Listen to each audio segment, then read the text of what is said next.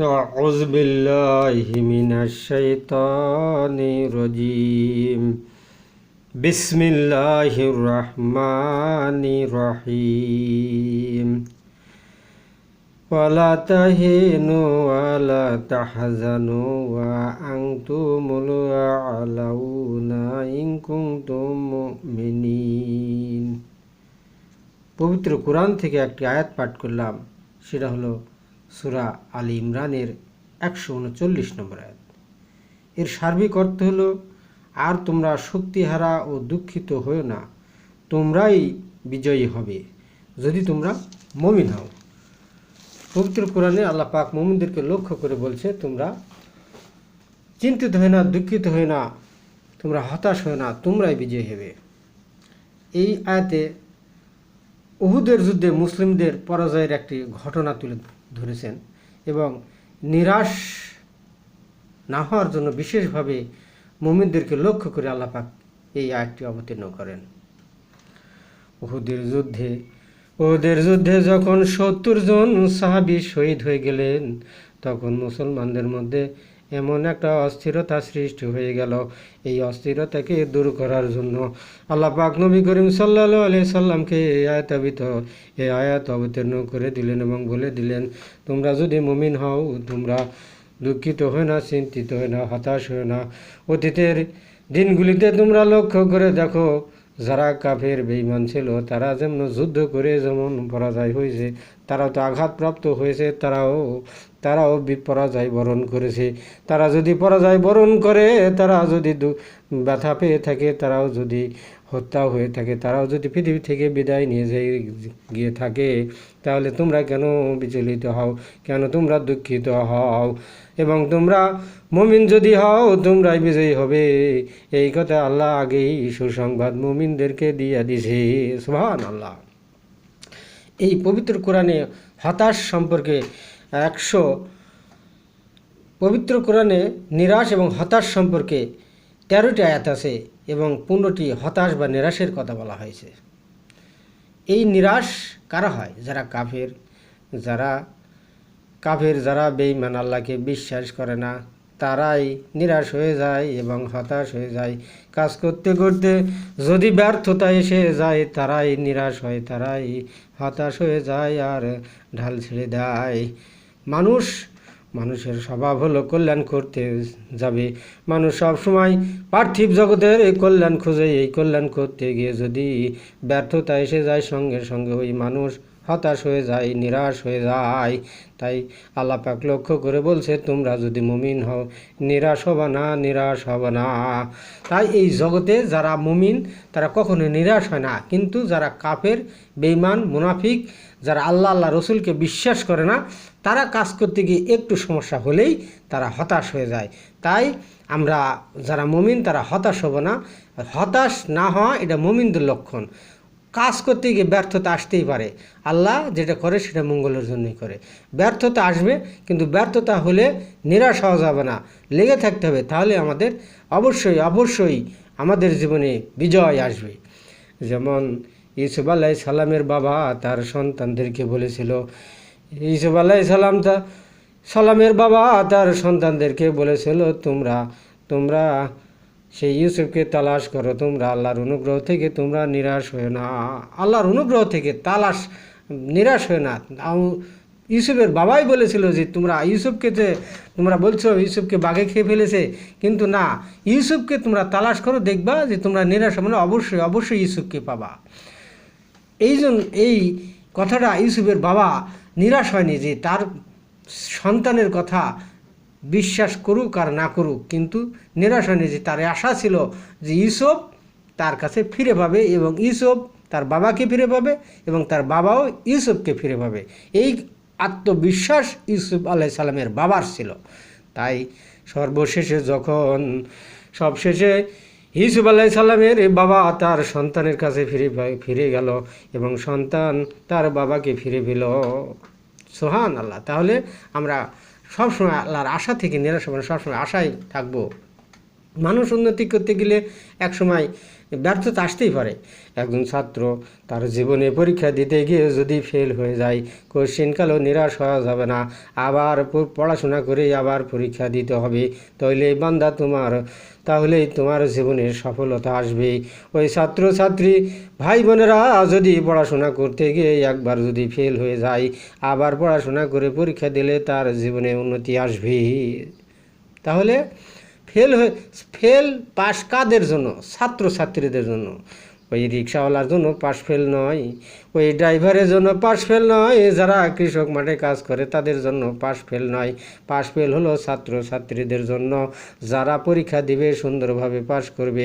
যারা পরীক্ষা সুন্দরভাবে দিতে পারবে না, তারা পরীক্ষায় কৃতকার্য হবে না, ফেল হয়ে যাবে, তাদের জন্য ফেল। আর ফেল হয়ে গেলে নিরাশ হওয়া যাবে না। আবার আশায় বুক বেঁধে আবার পড়াশোনা করে পরীক্ষা দিলে তার জীবনের সাকসেস আসবে। পড়াশোনা করে আবার পরীক্ষা দিতে হবে, তাহলে তার জীবনে সফলতা আসবে। মানুষ যদি নিরাশ হওয়ার পর ভেঙে পড়ে, কোশ্চিনকালেও আর সফলতা আসবে না। কৃষক বন্ধুরা যখন মাঠে ফসল ফলায়, জমিন থেকে যখন ফসল ফলানোর জন্য ওই মাঠে ফসল লাগায়, কেউ বীজ বপন করে, কিন্তু দেখা গেল অতিরিক্ত খরায় যখন সেই ফসলগুলি পুড়ে যায়, মরে যায়, তখন ওই কৃষক যখন আশা ছেড়ে দেয়, আর ওই জমিনের আর ফসল হবে না। কিন্তু এই মতো আশা করা মুনাফিকের লক্ষণ, এই মতো আশা করা সেই কাফেরের লক্ষণ। যদি কোনো কৃষক ভাই আশা ছেড়ে দেয়, আকাশ থেকে আর বৃষ্টি হবে না, ফসল আর বাঁচা যাবে না, আর নিজেও বাঁচতে পারবো না। এই মতো আশা যদি কোনো কৃষক যদি ছেড়ে দেয়, ওই কৃষক হলো মুনাফিকের লক্ষণ, আর ওই কৃষক হলো কাফেরের লক্ষণ। ওই কৃষক কাফেরের লক্ষণ, ওই কৃষক মুনাফিকের লক্ষণ। দেখা গেল আল্লাহ বলে দিয়েছে, রিজিক আমি দিই। রিজিকের মালিক কে? আল্লাহ। রিজিকের মালিক আল্লাহ। একজন কাফেরকে রিজিকের ব্যবস্থা আল্লাহ করে দেয়, একজন মুনাফিকের রিজিকের ব্যবস্থায় আল্লাহ করে দেয়, একজন মুমিনের রিজিকের ব্যবস্থা আল্লাহ করে দেয়। আকাশে বাতাসে, ওই জমিনের ভিতরে, আবার মাটির গর্তের মধ্যে, পানির মধ্যে অনেক জীব জানোয়ার থাকে, বন জঙ্গলে থাকে। এই এত বড় এই বিশাল জমিনের উপরে যত জীব জানোয়ার আছে, সবার রিজিকের ব্যবস্থায় আল্লাহ করে দেয়। পাখি যখন ঘুম থেকে ক্ষুধার্ত পেট নিয়ে যখন বাইর হয়, সন্ধ্যা হতে হতে পেট পূরণ করে আবার সেই বাসায় ফিরে আসে। একটা পাখি ক্ষুধার্ত অবস্থায় সকালবেলা বাইর হয় খাদ্যের অন্বেষণে, সন্ধ্যা হতে হতে সে পেট পূরণ করে খেয়ে আবার বাসায় ফিরে। তাহলে এই রিজিকের ব্যবস্থা করে দেয় কে? আল্লাহ। একটা পাখিকে যদি, একটা বনের জানোয়ারকে যদি আল্লাহ পেট পূরণ করে খাইয়ে দিতে পারে, তুমি মানুষ কেন তোমাকে আল্লাহ খাইয়ে দিতে পারবে না? অবশ্যই আল্লাহ তোমাকে রিজিক দিবে। তাহলে আমাদেরকে বিশ্বাস রাখতে হবে যে আল্লাহ আমাদের রিজিকের ব্যবস্থা অবশ্যই করে দেবে। কিন্তু আমাদেরকে বসে থাকলে চলবে না, আল্লাহর অনুগ্রহ তালাশ করতে হবে। নামাজ শেষ করে জমিনের উপর খাদ্যের অন্বেষণ করতে হবে, তাহলে আল্লাহ আমাদের রিজিকের ব্যবস্থা করে দেবে। সুবহানাল্লাহ। কিন্তু হতাশ হলে চলবে না। একজন রিক্সার ড্রাইভার যখন রিক্সা চালাতে গিয়ে সকালবেলায় যদি রিক্সার পাংচার হয়ে যায়, এই পাংচার হয়ে গেলে বসে থাকলে চলবে না। সে যদি মনে করে আজকে আর ভাড়া হবে না, কিন্তু না রে ড্রাইভার, ওই রিক্সা নিয়ে আবার সেই চাকার পাংচার ঠিক করে আবার রিক্সা চালনা করো, দেখবা আল্লাহ তোমার রিজিকের ব্যবস্থা ঘুরে জিতেছি। আশা ছেড়ে দেওয়া যাবে না। সুবহানাল্লাহ। আশা ছেড়ে দেওয়া যাবে না। নিরাশ হওয়ার পর কাফেরেরা কি করে? পরামর্শে বসে। কিন্তু যারা মুমিন আছে, কোনো কাজ করার পূর্বেই পরামর্শ করে।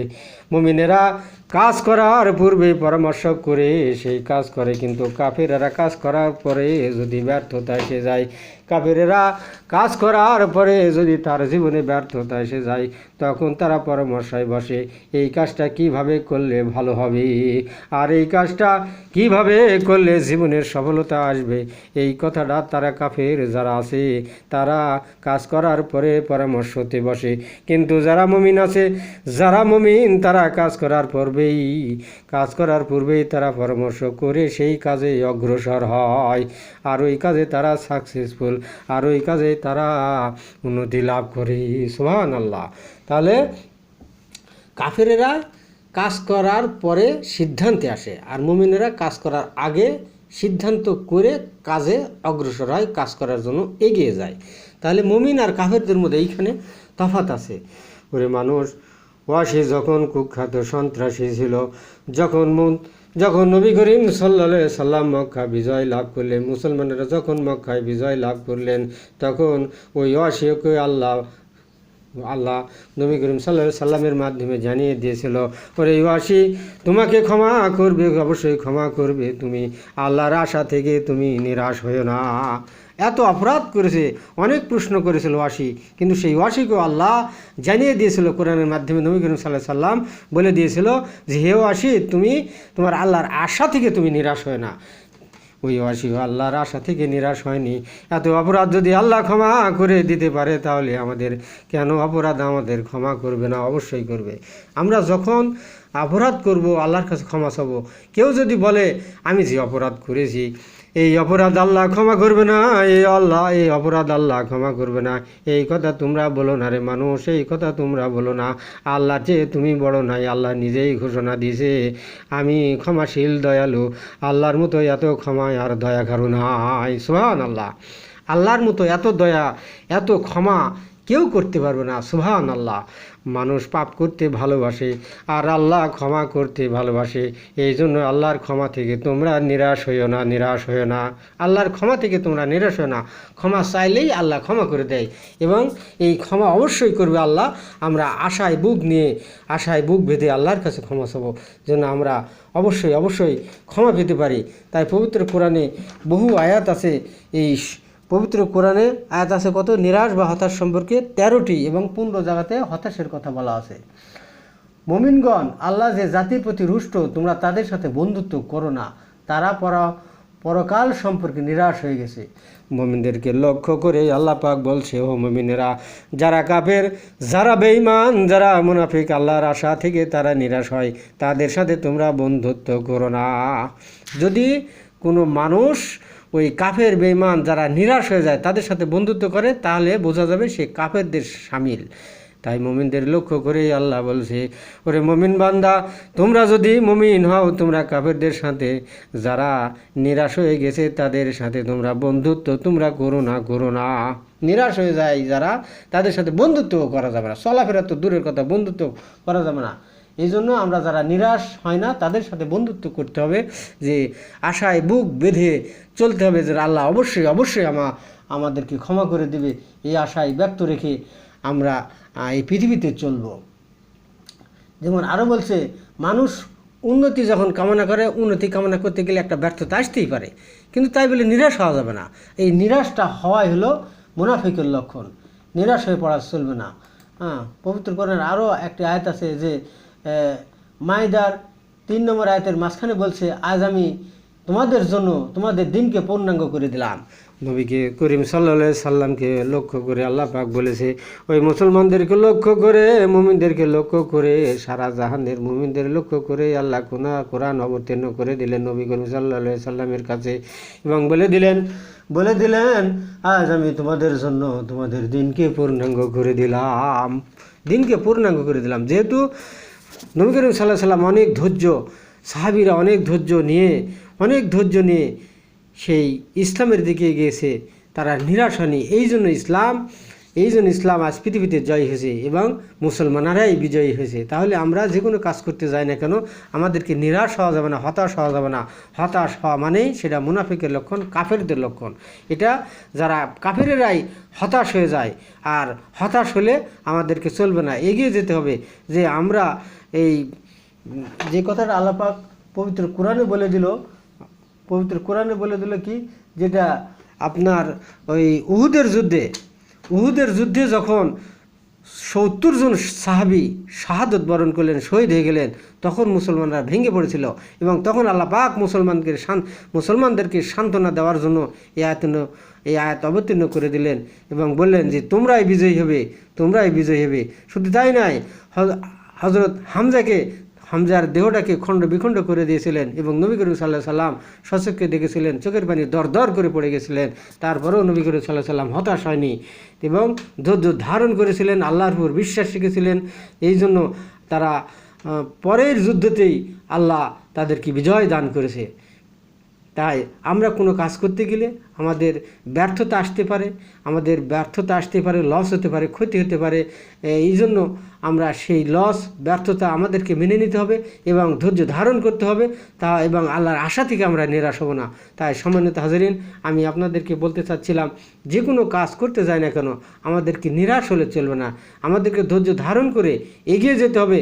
তাহলে আমাদের জীবনের সফলতা আসবে। নিরাশ হওয়া মানে সেইখান থেকে মানুষ পিছিয়ে হেঁটে চলে আসবে। আর মানুষ যদি পিছিয়ে হেঁটে আসে তাহলে ওই কাজে কোশ্চিনকালেও সফলতা আসবে না।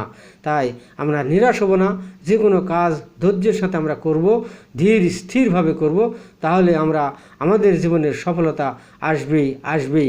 পবিত্র কোরআনে এই কথা আল্লাহ পাক ঘোষণা দিয়ে দিল। তাই যারা নিরাশ হবে না, আল্লাহ পাকের ধৈর্য অনুসারে, আল্লাহর নিয়ম অনুসারে, আল্লাহর আইন অনুসারে যারা কাজ করবে, আল্লাহ তাদেরকে ক্ষমা করে দিবেন এবং আশায় বুক বেঁধে যারা চলবে আর নিরাশ হবে না, তারা জীবনে সফলতা আসবে। আল্লাহ তাদেরকে মাফ করে দেবে এবং তাদেরকে জান্নাতে দাখিল করে দেবে। সুবহানাল্লাহ। নিরাশ হওয়া যাবে না। সম্মানিত হাজরিন, আমরা যে কোনো কাজে ধৈর্য ধারণ করব। ছাত্রী ভাইয়েরা ধৈর্য নিয়ে পড়াশোনা করবে, ড্রাইভার ভাইরা ধৈর্য নিয়ে গাড়ি চালাবে, যারা চাকরি করে ধৈর্য নিয়ে চাকরি করতেই থাকবে। নিরাশ হওয়া যাবে না। নিরাশ হওয়া মানেই আমাদের সেই কাজ থেকে আমরা পিছিয়ে চলে আসবো আর সফলতা অর্জন করতে পারবো না।